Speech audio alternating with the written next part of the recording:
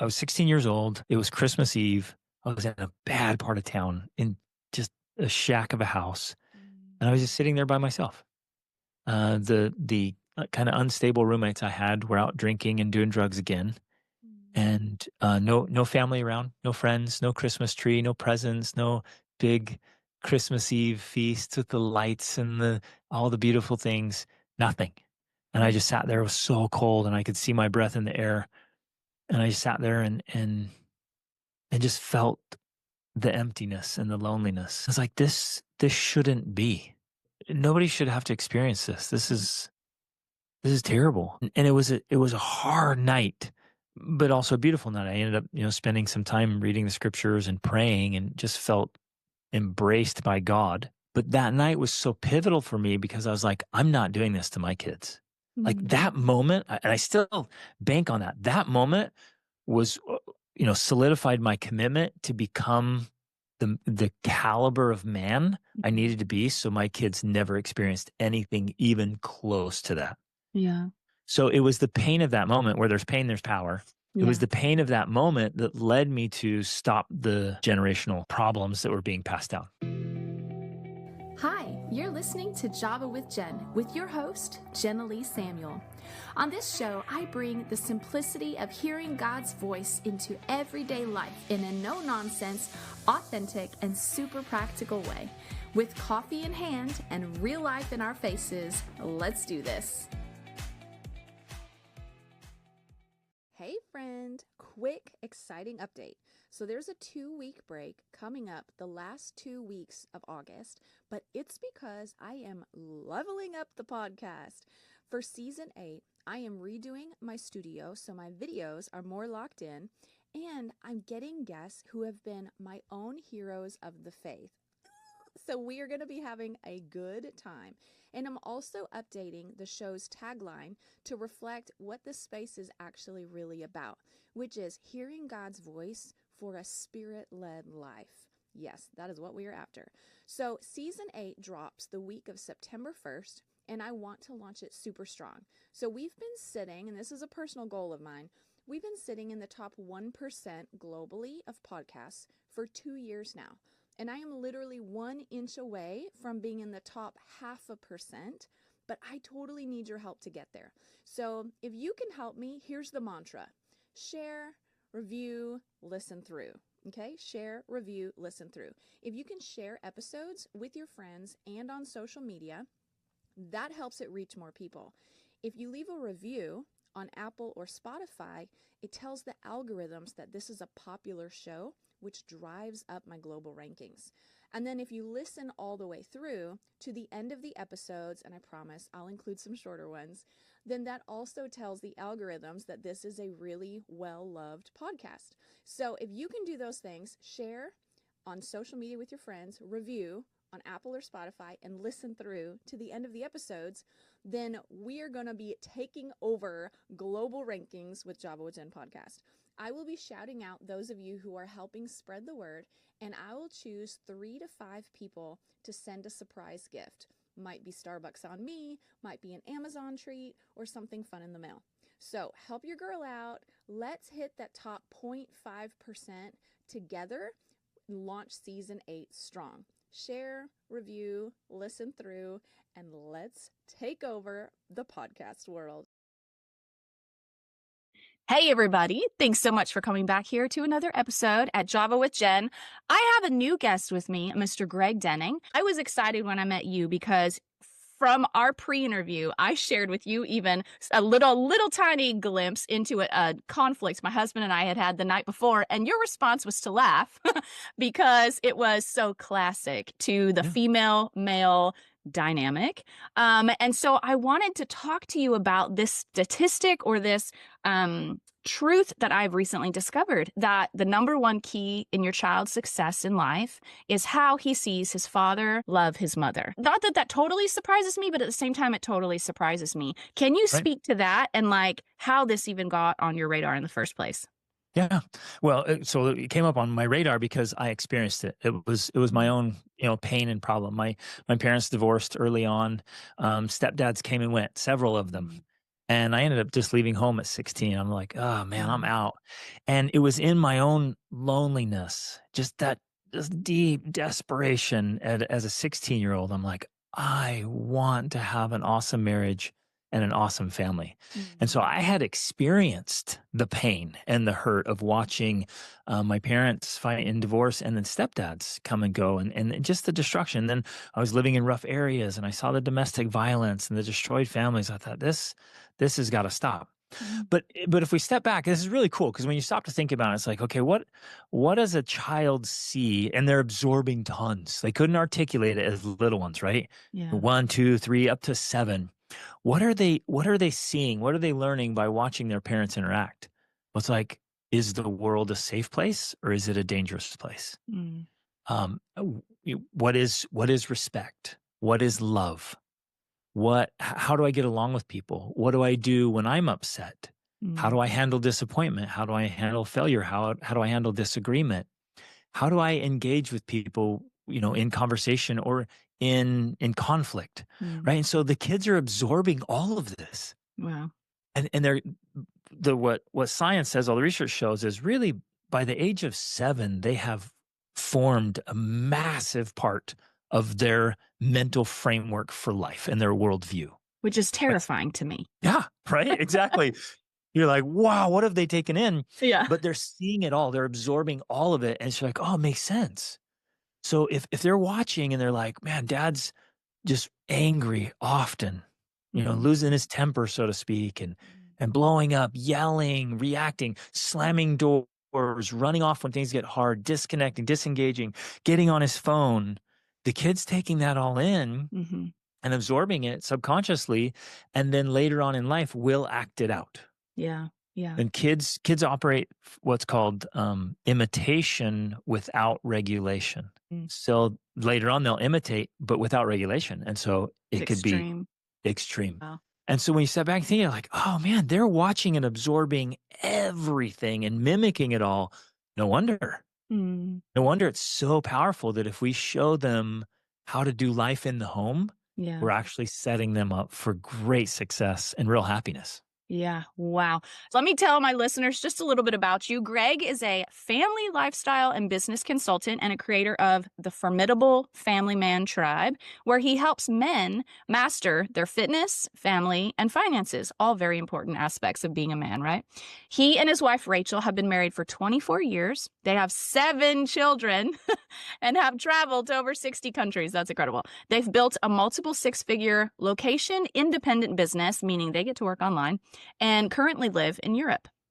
After overcoming a difficult childhood, Greg dedicated himself to personal growth and has since created what we would call the life of his dreams. So, can you tell me, maybe even from a, because honestly, I was thinking about this yesterday. I drove through a really poor part of town, and as I was driving through the street, there was people everywhere, and they looked like they were just barely surviving. It was honestly really heartbreaking to drive through, and it was like I could feel the desperation around me and that survivor mindset Mhm. all around me. And it just got me to thinking, like, God frequently asks us to give to the poor and to help the needy, and how so much of what God asks us to do in scripture is actually about pulling people out of their desperate survival place Yes. into overcoming and into healthier living, because the kingdom of God is a place of abundance and overcoming, right? And so can you speak to why is it so important that we address, and even maybe how do those broken places show up in our adulthood, in marriage? I'm trying to streamline my question here. Let me jump in because I think I know where you're going, and it's super powerful. Because the goal is, we can help people kind of out of the slums, or we can get the quote slums out of the people, and we can Yeah. do the inner healing, and we can draw weakness or wounds or pain or frustration or unhealed things out. The issues, we can get the issues out, and then people transform their own lives, right? So Hmm. it's the inner work. Yeah. So if we do the inner work first, then all the outer work starts to change and transform. And that kind of leads to your question is like, well, how's it showing up later in life? Hmm. And and it shows up every day. You see it, I see it. We interact with people, and you talk to people, and they're like, well, yeah, this happened to me when I was a child. Hmm. They feel A lot of people, and this one breaks my heart, a lot of people feel like they're not lovable. Yeah. Like that one, makes me wanna cry. They feel like they're not lovable, Mm, and very often it's because their parents were struggling yeah. and were saying things and doing things, and so like, "It must be my fault," or I'm broken, I'm hurt." And they have these wounds, and they take the wound with them, and so then their life is this reaction to pain. So Mm, so let's say, for example, you have, an open wound, mhm. and it's really sensitive. Yeah. Right? You're gonna go through your whole life interacting with people, and you're gonna be protecting that.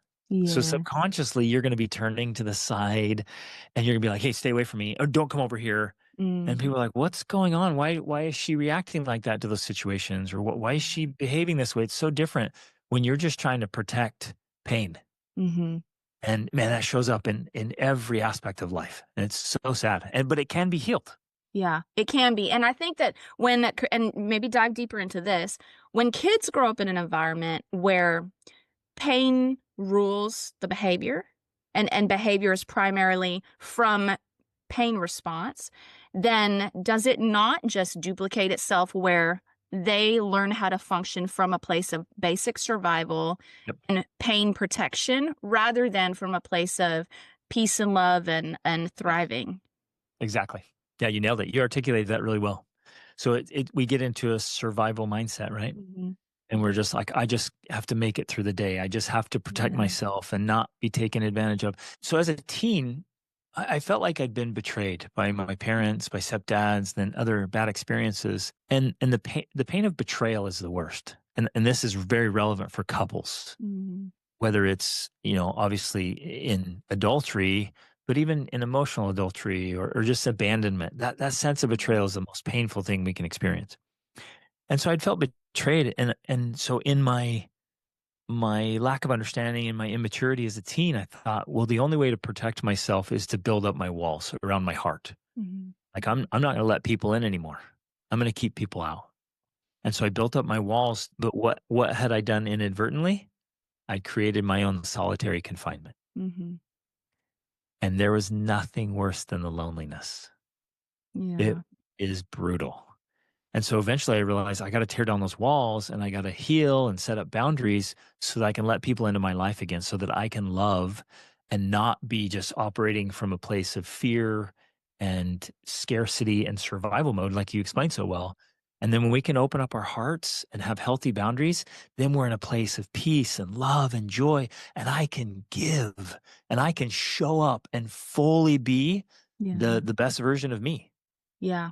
So I can hear people kind of like I mentioned this to a sister or a friend the other day where I was like, now that I'm an adult, it feels like the majority of adulthood is just recovering from your childhood. You Hmm. know what I mean? Like, there's so much energy that goes into at the older that we get, the more complicated life feels because you're like, oh, okay, that was from when I was 7, and so it feels like our adulthood is just spent recovering from our childhood. So when that's the case, it can make one feel like what is the point of even trying if we all just are a combination of traumas? And Yeah. do our kids even have a chance? You know what I mean? Like, is there even a hope that they can grow up in a healthy home? What would you say to people that feel like, A, maybe their childhood was so traumatizing and they feel like they put so much energy into dealing with their own baggage? They're like, what hope do my kids have? And what would you say to people in that place who want to do better? Maybe their kids are almost teenagers, maybe they're already out of the house. What would you say to people that are like, what's the point of trying at this point? Yeah. This is one of honestly, and I mean this sincerely, this is one of the most exciting things that exist is that Mm, I can be the break in a generational chain of pain mm, and trauma, that I can stop it. I can heal, I can hold it back and not pass it to my kids. yeah. Like that, think about that. If it's just been passed down from generation to generation of some habit, some parenting thing, some painful thing, and I just say, "You know what? I'm stopping that, and I'm gonna pass on something else to my kids, something better. Mm, I'm not gonna keep perpetuating this problem." And if I do the inner work to heal, which I did, so I'm speaking from personal experience, mhm, I was able to heal all that, so I don't have to pass on any of it to my kids. mm. None of it. Actually, may I tell another quick story? Yeah. So I was 16 years old, It was Christmas Eve. I was in a bad part of town in just a shack of a house, Mm, and I was just sitting there by myself. The kind of unstable roommates I had were out drinking and doing drugs again, mm, and no family around, no friends, no Christmas tree, no presents, no big Christmas Eve feast with the lights and the all the beautiful things, nothing. And I mm, just sat there. It was so cold, and I could see my breath in the air. And I just sat there and just felt the emptiness and the loneliness. It's like this shouldn't be.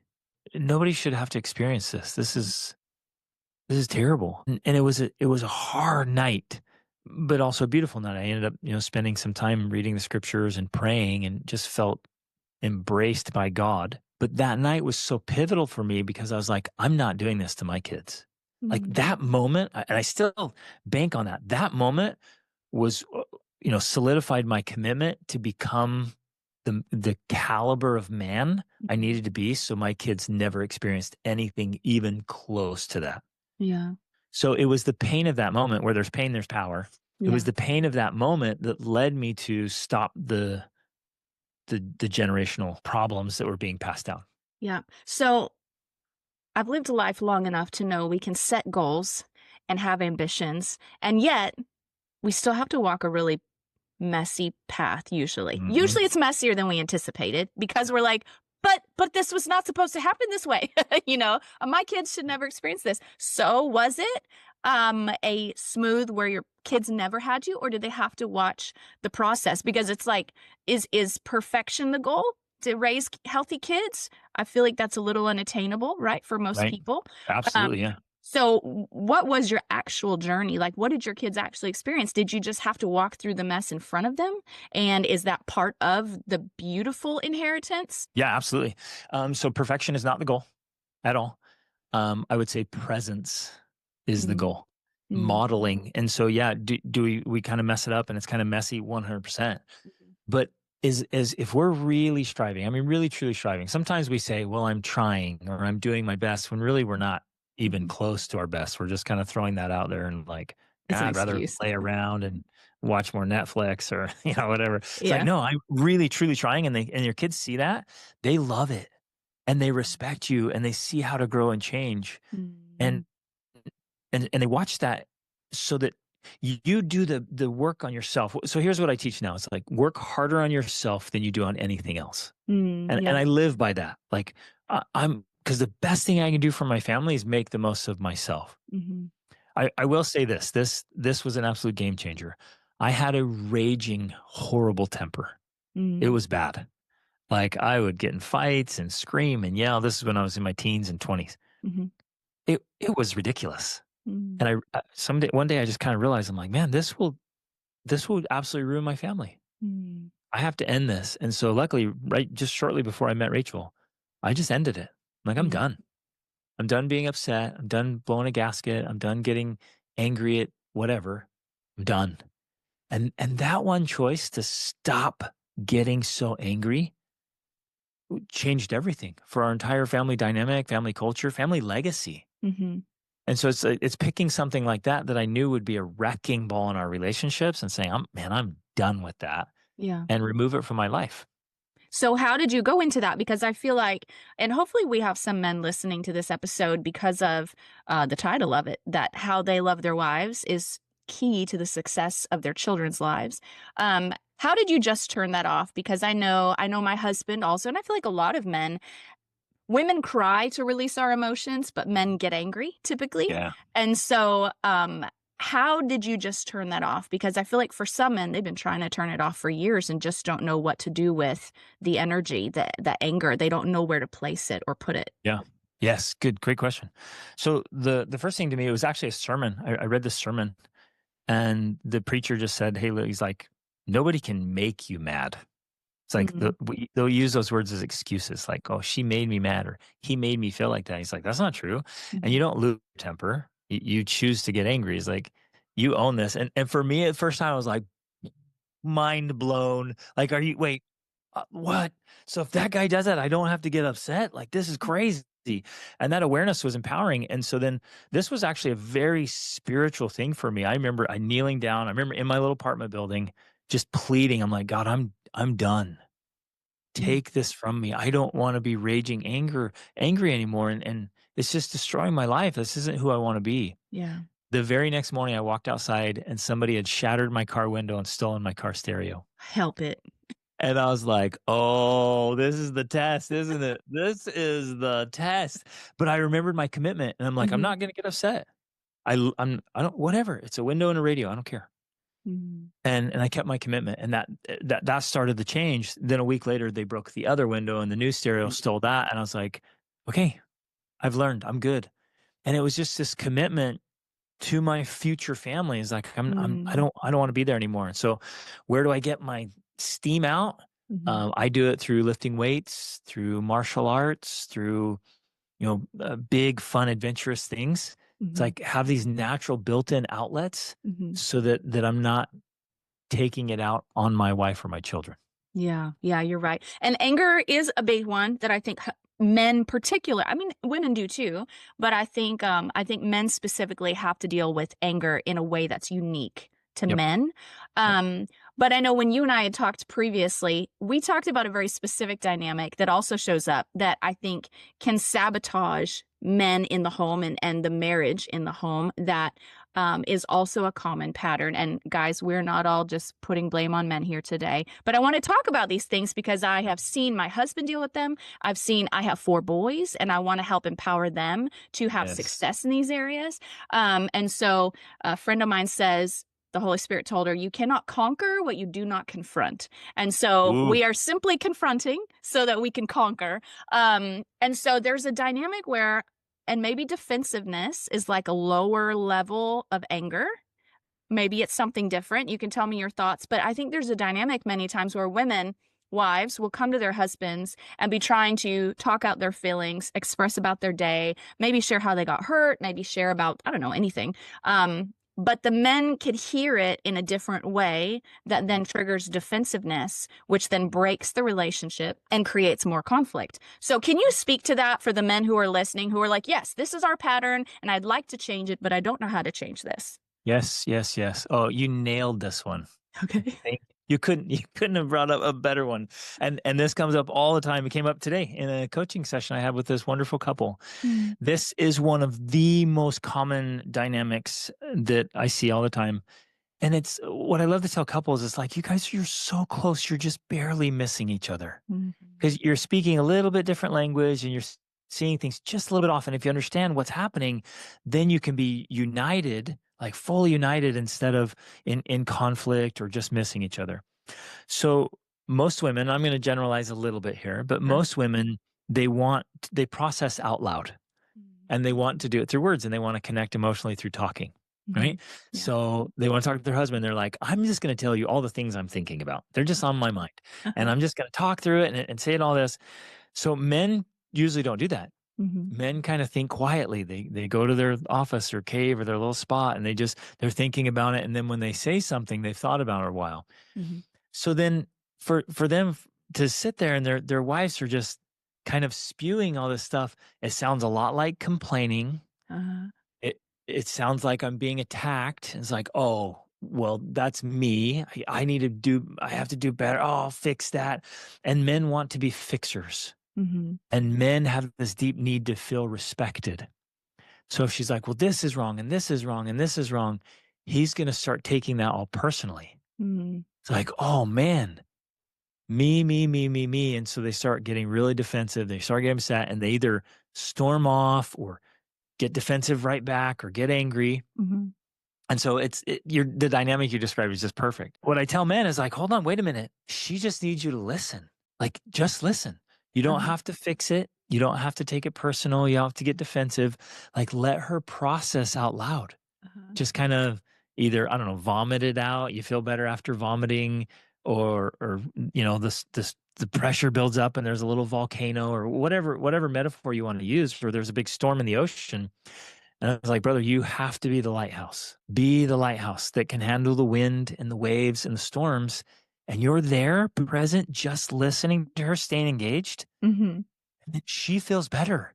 She feels connected emotionally. She feels like I got it all out. mhm, And he doesn't have to respond. He doesn't have to just take it personal or anything. You just listen to her. Mhm. And then afterwards, they feel connected. And so what I see guys doing, and maybe you can relate to this or seen it, or I know the people listening can relate to this. Men either want to check out. They're like, "Oh man, here we Yeah. go. Here she goes again. She's talking. I'm out of here." Uh-huh. Or they disengage. They get on their phone. Mhm. I heard one story. The guy would lay down on his bed, put the pillow over his face, and say, "Okay, go ahead, start talking." So I sad. so sad. Other men would go in there and they just turn their back over and they're like, "Okay, go ahead, I'm listening." Oh. They're just totally disengaged, right? So she feels abandoned, she doesn't feel important, she doesn't feel cherished, she's like, "He can't even listen to me," Mhm. or when I'm upset about something, he can't handle it, Mhm. and it's just this misunderstanding. So what I coach men to do now is, like, instead of retreating, which is what you feel like you wanna do, actually lean in, Mhm. like, stay right there with her. Yeah. So when my wife's upset and she's venting, I like to hold her hand. Mm. And just, like, get over close to her, hold her hand, get close, and just let her cry or vent or say what she needs to say, and all I'm doing is listening, Mhm.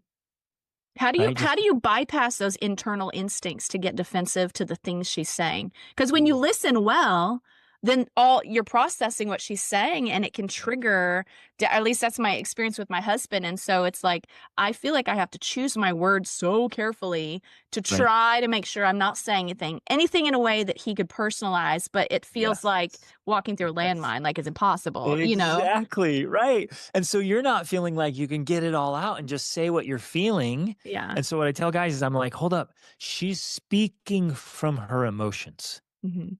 She's speaking what she's feeling." So it's not always 100% accurate.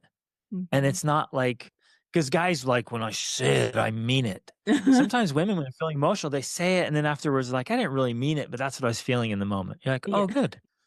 So what I did with Rachel is I'm like, "Oh, I'm not gonna take everything at face value. I'm not gonna take everything she says literally, Mhm. because she's venting it. She just needs to process out loud." Yeah. Where a lot of men don't do that. We don't think out loud. And so Yeah. she's thinking, processing, and she'll say something, and then later she's like, "Actually, no, that's not what I meant." I was like, "Boom, I'm glad I didn't hold on to that." Yeah. So the way I got past it, and again, it took some work. It took Uh-huh. a lot of work, and my wife reminding me like, "Hey, remember, you're just listening here. Mhm. You're not correcting, you're not fixing. I'm not talking about you." So then I let her say it all, just get it all out. And then once she calms down and everything's clear, I'm like, "Okay, there was a couple points to, what do you want me to do about those?" Mhm. And she's like, "Actually, I'll take care of it. Thank you for listening. It's not Mhm. that big of a deal. I was just feeling a lot of emotion." Or she'll say something like, "Yeah, this one for me is non-negotiable. Like, Mm. it needs to change." Yeah. And I was like, "Great, let's come up with a plan together how that changes." Yeah. But if we can just, as men, if we can just sit and listen without taking it personal, game changer. That is the Yeah. beginning of a big transformation. That's so good. I often tell my husband when we've gotten into those moments and we're like processing the conflict that didn't need to happen, and I'll tell him, I'm like, babe, what I really needed you to do is one, I tell him, I need you to lean in, not lean away from me. So exactly what you Yes. said. But then I tell him, I'm like, I need you to realize it's not you versus me. If Yes. there's a problem, it's you and me versus the problem. I need you to Yes. try to meet me in the middle where we can tackle the problem and not become enemies in the Yep. process. And so, how can we as wives and women, is there certain like keywords we should like stay away from in general? Because I think men sometimes feel disrespected by things we say or things we do or whatever. Mhm. But because we don't think like that, that's the furthest thing from our intention. Right. And so is there any hacks you can give the ladies who are listening for this? Yeah, so and thank you for pointing that out. It's so good. Like, husbands, it's internal too. We're just hardwired to want to be respected, and so men will be hypersensitive, like extra sensitive to the words our wives say. So I will say that, like, ladies, your husband's, like, a good man, like, his very existence is tied to making his wife happy Why and is that? providing for her. Why Like, why we're why just do men wanna make their wives happy? I've noticed this. It seems like a total thing. It's like, I think God created us this way. Hmm. I really do. I think it's divine imprinting. Like, we're just born to be drawn to each other. And so a wife's words to a husband who loves his wife, her words carry massive weight. Mm. And he's built to want to please her. and earn her love and admiration and respect and provide for her and protect her. Now he might go about it in ways that she doesn't like, right? Mhm. He's like, "But I'm doing this, this, and this." And she's like, "I want you to do this. I Yeah. want you to be present and connect with me emotionally." Yeah. And, like, he's like, "But I'm doing the lawn." She's like, "I don't care about the lawn." So he's doing the things he thinks he can because he wants to please her that way. Uh-huh. So then what she can do is like, I think one of the biggest returns from wives is thanking him for what he does, the hard work he does. Mm. Um, Acknowledging it. Just well, it's this it goes both ways, right? Mhm. Wives wanna be acknowledged. They wanna feel seen and Mhm. heard and validated and appreciated. Men more want to be appreciated and respected. Mhm. Like, "Oh, that's so it's so manly when you do that. It's so attractive. I love that you are such a hard worker and a protector," and acknowledging those things and helping him feel like, yeah, she does respect and admire me because hard on themselves. They Mhm. beat themselves up. And so then if a wife is inadvertently overcritical or says something that can be really painful, man, a man will hold on to that and it hurts a Mm. lot. Yeah, interesting. But I also think one of the best things wives can do is try to be as specific as possible, like to the details, because a wife might say something, "Well, I want you to connect with me emotionally. I want you to be more present." And he has a different definition of that than she does. Yeah. So if she says, well, like you said to your husband, actually, when I'm upset and I'm venting, I want you to lean in. I want you to come closer. I want you to hold me. Mhm. Like, boom, now he knows what to do. Yeah. So tactical. Give him tactical steps. Yes. Yeah. Because, but a lot of wives think, well, men should just know that. I'm like, sorry, we don't. Yeah, no. We don't. We're kind of clueless. Yeah. And you might have like, well, I want you to do this, this, and this. Like the best thing Rachel did for me is she's like, no, I want you to say this and I want you to do that. I'm like, thank you. Now I know exactly what to do. Yeah. 'Cause I was trying to wing it. I was trying to come up with some other way to connect to you, but it wasn't showing up on your scoreboard, Yeah. so to speak. On your scoreboard. That's a good one. I remember when we were first married and I would come home and I had like gotten into extreme couponing to try to like stretch the budget, and do all this stuff. And I would come home and I'd bring home $250 of groceries that I'd spent $100 on. And so I felt like I was winning at life. And I'd come home and I'd show my husband all these things. And he was like, cool, so Yeah. unimpressed. And I was like, hold, hold, hold. Here's the right way to respond. And I would literally Yes. like give him a script and he was like, oh. And I was like, okay, try again. Try that. That would be perfect. And so he would like then be like, try Yes. some better phrases. And I wasn't trying to micromanage or treat him like a toddler, but I just realized he just didn't know like how I need him to respond in those moments. And so he learned I don't have to do that anymore. But in the beginning, I Exactly. remember being surprised that I had to kind of give him a script. I was like, wow, I Yep. didn't know this was part of it. Oh, yes. In fact, one of the things this is so good because one of the things that comes up very often when I'm working with couples is the wife, predominantly, she wants certain words of affirmation, right? Mhm. She wants, if she dresses up and looks nice, she wants him to acknowledge it and say it. If she's worked all day, cleaning up the house, taking care of the kids, doing homeschool or whatever, like she wants him to acknowledge that Yeah. and to see it and he validate it all. So helping him with a script even or certain words like telling him like I really love it when you say this or you do that. It's Mhm. giving him these tools that he can now work with. Yeah, that's so good. Okay, so back to the whole I've thought about this so many times, like how to say things in a way that won't make my husband get defensive. And I had a friend who I thought this was so genius. And tell me if you think this is a bad idea or a good idea. But she would tell her husband, she'd be like, she called her husband boyfriend as like a nickname. She'd be like, "Hey boyfriend, can you do this for me?" And so she was like when she would need to address things he was doing that were bothering her or hurting her or whatever, she would sit down with him as her boyfriend and talk to him about her husband. Even though it's the same guy. And so she'd be like, honey, I need to talk to you about my husband. Like he's doing this thing that's bothering me. Can you give me advice what I should do? Almost where she treated his failure, the part of him that was failing, if you will, Mhm. as a third party. So he didn't feel so close to it. And then she was still coming to him in the energy of, you're really my hero. Can you help me process this situation? Yep. Is it like a bad idea or is that a great idea? No, I love it because what you're doing is you're kind of detaching yourself. It's like a little game to Mhm, detach yourself from it. So it's not real personal. Instead of this face-to-face conflict, it's more like we're sitting next to each other talking about, well, like you said earlier, it's the two of us working on this thing. mhm. Right? It's the two of us working on our marriage together Yeah. instead of me against you. And so whatever game, whatever framework, whatever you have to do to get to that dynamic of like, no, it's the two of us together working on the thing. And I think what you said right there was so powerful. It's like reaffirm to him, it's like, you're my hero. Like you're Mhm, my everything. You're my rock. Like this is amazing. And I love our marriage and I love us and I love you. And together let's keep striving for what Rachel and I call an absolutely extraordinary marriage. mhm. But like this is our target. This is our common goal together. So we can make these little adjustments, these little refinements. Yeah, And treat it so like that instead of you suck at that. You're terrible. yeah, Oh, so yeah. destructive. That's hard. And I like to flip it, like, ladies, if your husband came at you, because I have people close to me, their husbands have done this, where the husband, she hadn't lost her baby weight. She was frustrated with her weight. She was overweight and struggling and self-conscious and all this. And he wouldn't take her out on dates. And then he would tell her she was disgusting. And he would describe things about her body that he thought were awful.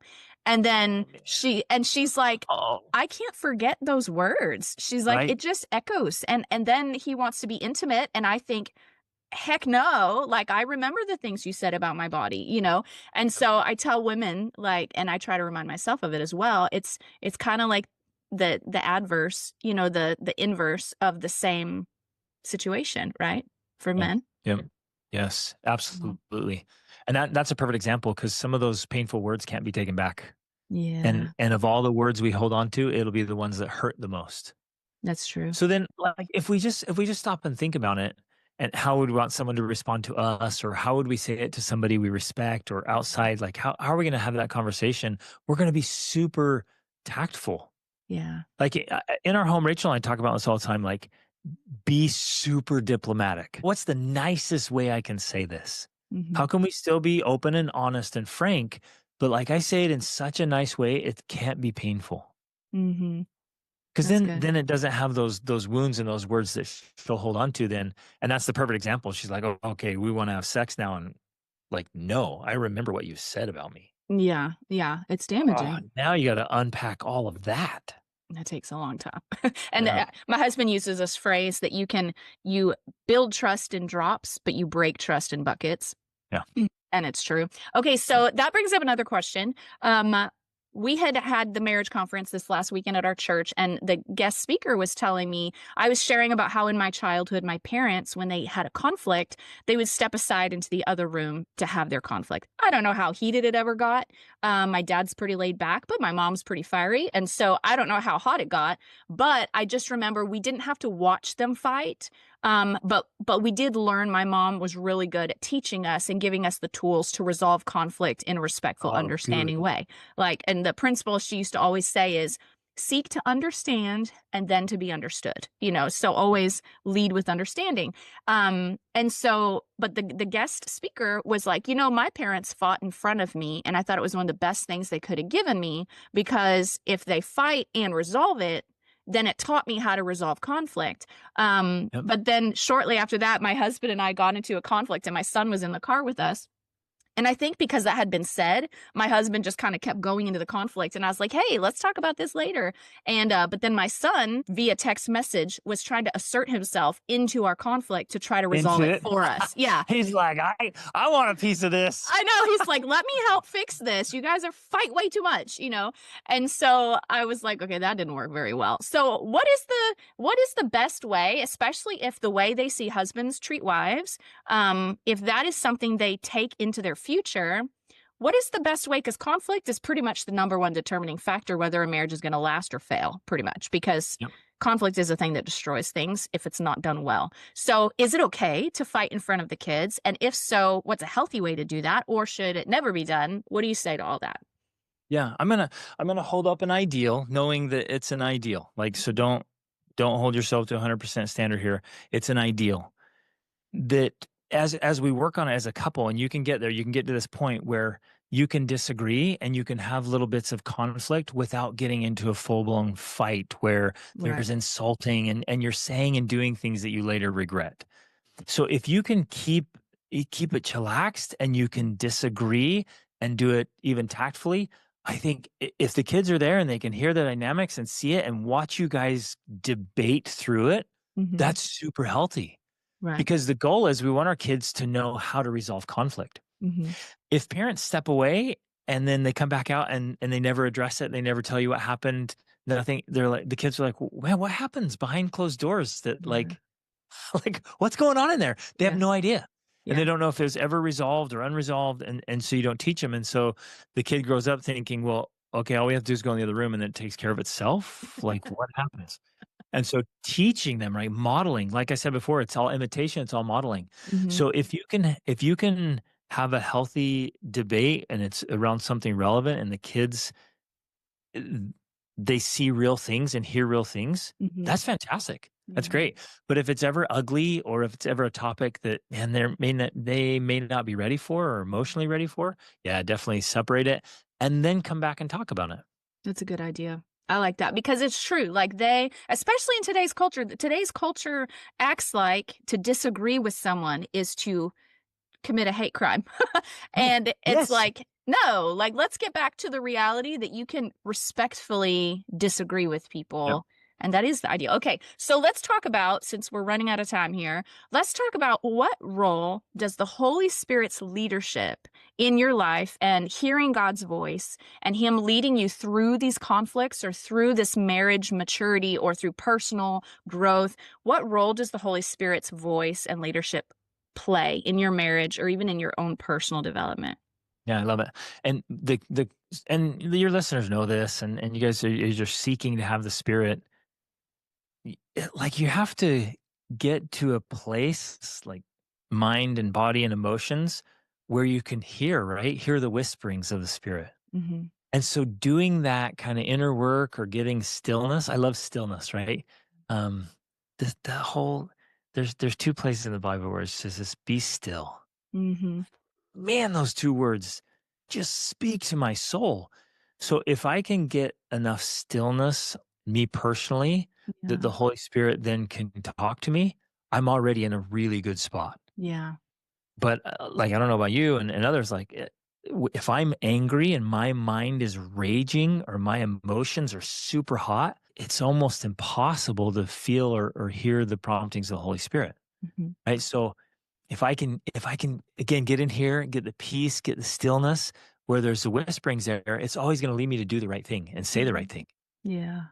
And so, but like if I let pride in, if I let defensiveness in, if I let resentment in, if I let grudges, Mm-hmm. I held grudges. Let me share this thing because it was so powerful for me. Yeah. I held on to my grudges. I held on to my bitterness because I somehow felt justified. Like all Mm-hmm. those things that were wrong to me, I'm going to hold on to those. And one day somebody gave me a quote. It said, bitterness is a poison that you swallow, hoping your enemy will die. Mm-hmm. And I remember when I was filled with bitterness and anger and a grudge, it was so hard to feel the Spirit. True. But when I made space for the Spirit, then it comes in. It's like, well, we'll do this thing and do that thing and remember this thing. It'll bring all things to your remembrance, right? Yeah. You're like, yes. Then I can show up with love and forgiveness and patience. I can be fully present with my wife. Mm-hmm. Get off my phone, right? Yeah. Phones are wrecking marriages Mm-hmm. because we're not present. We're not paying attention. We're so distracted. We live in this age of distraction. That's the other thing is keeping the Spirit away. Mm. Constantly distracted or an unending stream of visual trash coming through screens. Yeah. And we can't feel the Spirit guiding us to really engage and like deeply, truly love our wives to another level that maybe we haven't felt before. That's so good. So are you, it's interesting that you actually mentioned that about the distractions. We actually sat and talked with our kids just last night about the importance of not always having a screen going, not always staying so busy, but really getting into stillness, getting into boredom, getting into like Yes. when you're driving down the road, maybe don't turn on the radio. Maybe just sit in silence and see if the Lord starts speaking to you, because Yep. he's not going to bulldoze his way in to giving us wisdom. And along those lines, though, of taking the time to listen to the Lord, I had some guests on my show who had invented the 40-day challenge, the Pray Stay challenge, and where couples, they challenged them 5 minutes a day to pray together for 40 days and see what happens to their marriage. And so maybe that's Awesome. even, for those who are listening, that'd be a great place to start through what you're saying about getting still together and just making space for the Holy Spirit to speak to you. That might be a great way to do it. And maybe you're not at the place where you feel safe enough to pray with your spouse. Maybe you start Right. by doing it on your own. And then as you feel like you can pull your spouse into that process, maybe then you extend it to your spouse as well. Do you guys have a regular pray together process or anything? Yes. Yep. We always pray together as a couple and as a family. And even as you were just saying that, I thought, even if you can't pray, at least be fully present with each other. Like if Mm-hmm. you can pray, great. But if not, like be engaged. So Mm-hmm. devices aside, all the media aside, all the distractions, and just sit with each other, be like fully engaged and start feeling the spirit, the guidance, the love, the reconnection. But Mm-hmm. most of us are just so disconnected. We've become roommates with rings. Yeah. We're in the same room, but we're not connected. And I think the Holy Spirit can guide us to this level of connection we've never felt before, Yeah. like real true presence. 100%. I agree with you. Okay, last question. I know that you coach men, right? You work with men. Mhm. Do Yep. you guys as a couple coach couples, or is it just you that mostly does Yes. it? Yep. So in fact, we just right before I got on this podcast, Rachel and I were coaching together. Mhm. We coach a group of mostly moms in that one, and then I coach men as well. So yep, we're both coaching, and like our whole mission is just to help families and couples. Amen. I love that. Okay, so then speak to maybe what would be 3 red flags that a couple needs to stop and check in and assess because their life maybe is not imparting success to their child's future? And what would be 3 green flags that they're on the right path and their children are going to walk away with some really valuable tools? Yeah, love it. The red flags are where okay, so if there's lots of contention, lots of fighting, right? Mhm. If it just feels like a regular battle or constantly irritated. Here's my test. When I go speak in audiences, this is what I love to do. I just ask people, I'm like, what is the predominant emotion you feel most of the time? Just take Mm. a regular week. What are you feeling most of the time?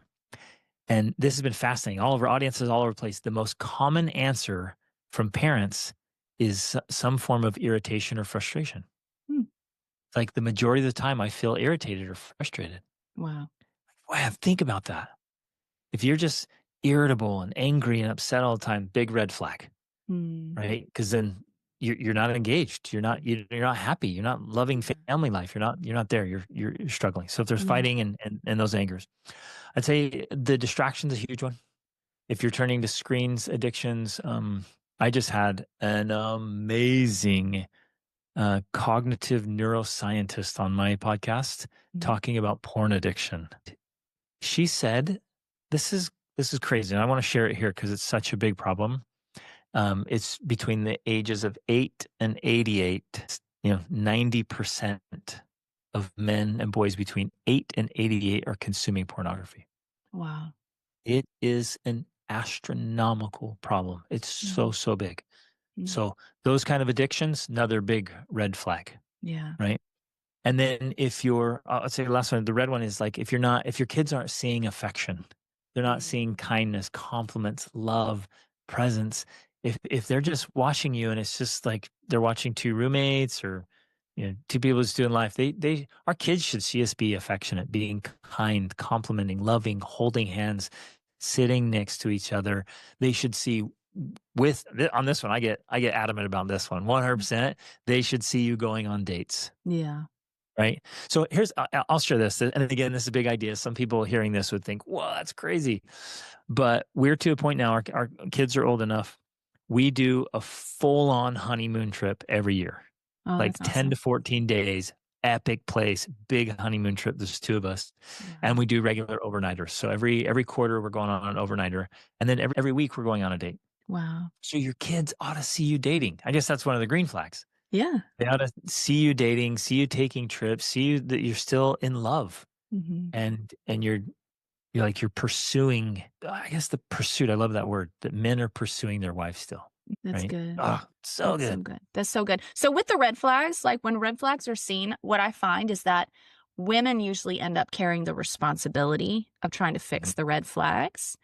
And that's hard if the responsibility of that red flag is the husband, or Yep. as a woman, I want my husband to lead and I want him to say, Yep. "Hey, our marriage isn't healthy in this area. I'm going to I'm going to lead us into a better place." Like I Yep. want to see him do that, but a lot of women end up carrying the leadership of getting their marriage Yep. healthier. So what would you even say to that? That's one of the most challenging dynamics, and what I see every single day, as you can imagine. Mhm. Wives, I guess women are wired like that. So that's why I love and honor women so much. They literally are constantly working and looking for ways to be better. Mhm. It's so awesome. They want improvement for their kids, for their marriage, for their house.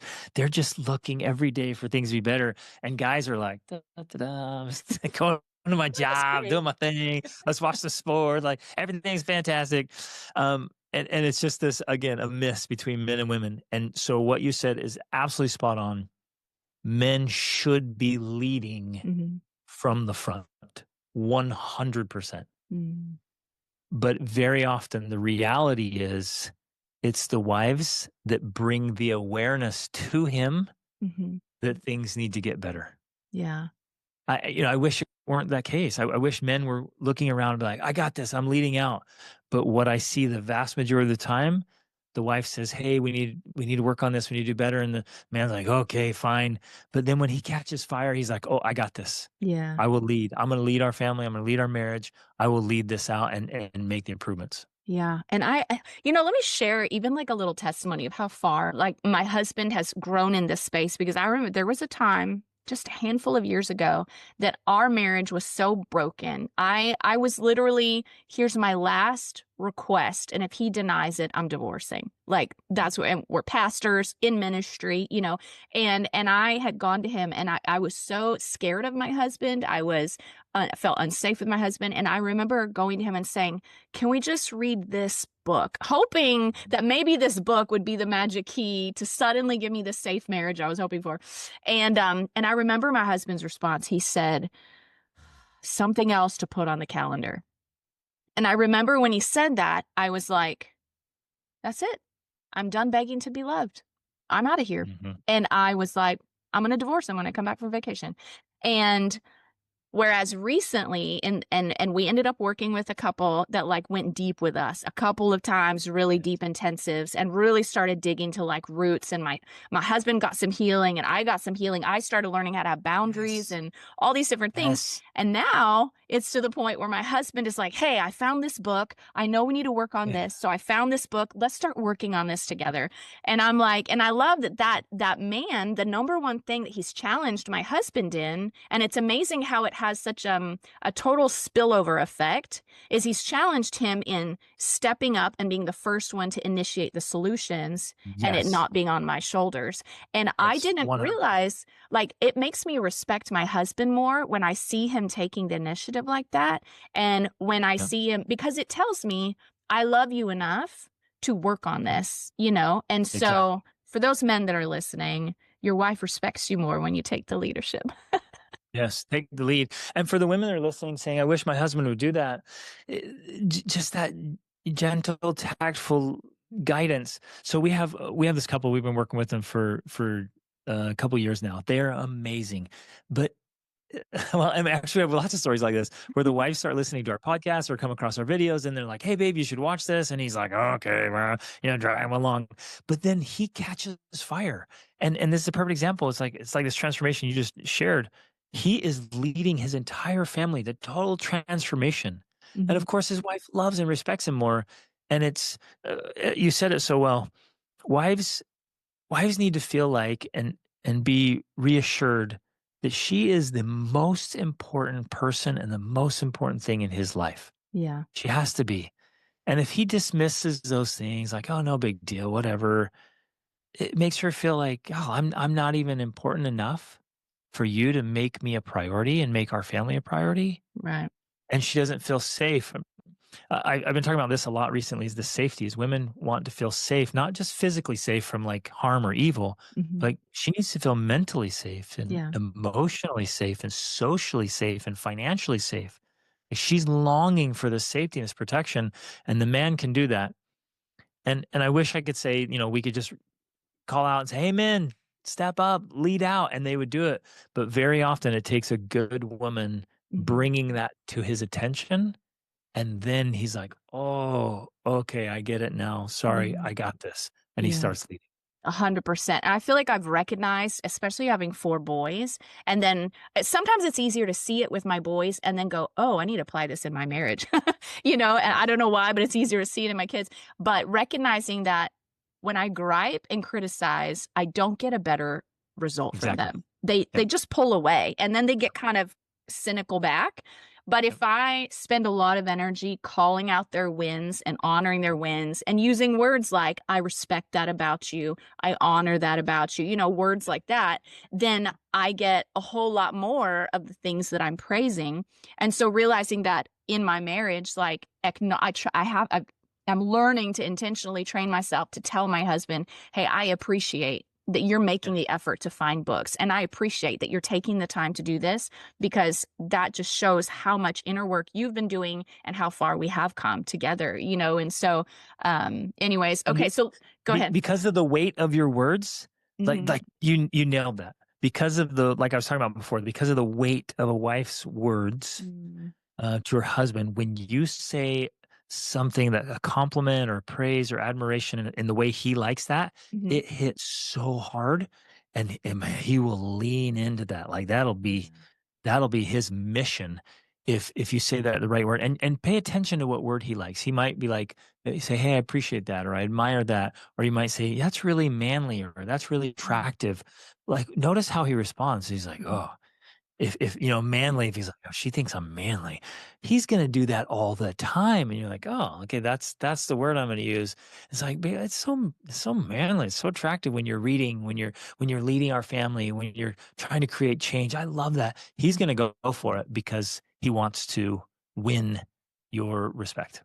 That's so good. Okay, so why don't you tell my listeners how can they connect with you? That we've heard some stories of like couples that you've worked with and people that you're coaching with, and some of my listeners may want to work with you. How can they work with you? And then you also have a couple of resources for those that want to go just download them from your website, free resources. Go ahead and share about that as well. Yeah, love it. So, like I said earlier, like Rachel and I and our family, like our mission is just to support families. We crazy love families. It's so awesome. That's what we're doing.